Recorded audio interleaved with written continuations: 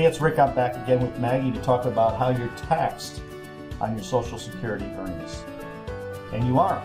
So here's a chart that you can pause the tape and look at whatever tax category of filing status you are in, but let's just look at the top here. If you are married and filing jointly and make under $32,000 of income, then none of your Social Security is subject to taxation.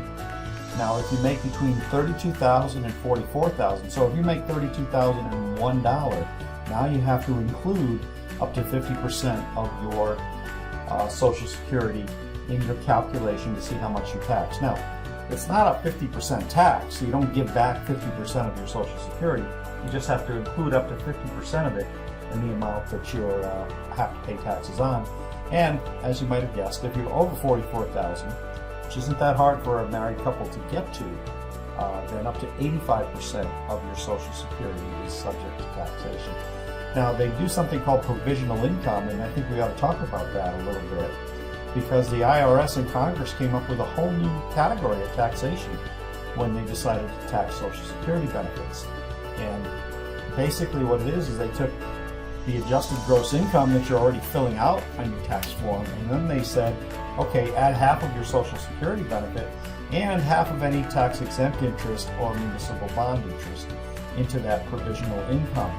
So if you have types of investments that you thought were going to help you from a tax-exempt status, you're going to have to re-examine that with your tax person before you go ahead and fill out your taxes, because it may be costing you money when it comes to the taxation of Social Security. So, yeah, they found a way to tax what we always think of as tax-free bonds, municipal bonds. And of course, municipal bonds aren't always tax-free, but it's just shorthand for saying municipal bonds is tax-free bonds. So, here's how it works. Remember, that's the provisional income, and that's again to look at that chart. So, how do you minimize the taxes on Social Security benefits? You reduce other income with tax-advantaged investments, but not municipal bonds. You anticipate any required minimum distributions, R&D. So that's when you turn 70 and a half, you have to start taking money out of your IRA.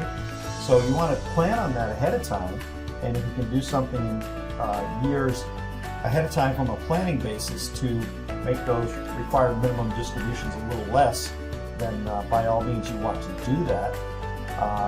There is a reasonable time to talk about converting some of your traditional IRAs to Roth IRAs, and there's all kinds of reasons for and against that. We'll have to do another series of lessons on that.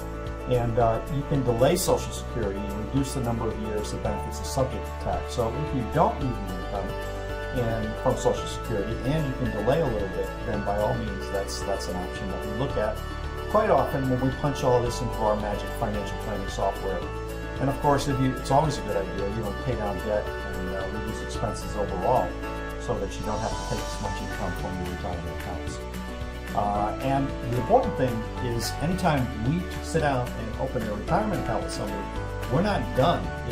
Once we start to take retirement income out, we want to review actively your retirement taxation as we go forward. So we want to talk to you at least once a year, and preferably 3 or 4 times a year, to talk about how your income taxes look on the distributions that we may or may not have to take from the retirement plan. So that's it. We've got lots of caveats to come, and as Warren Zevon said, send lawyers guns and money, because it's hit the fan. So hope this helped, and if we can be of service, by all means, give us a call. Thanks.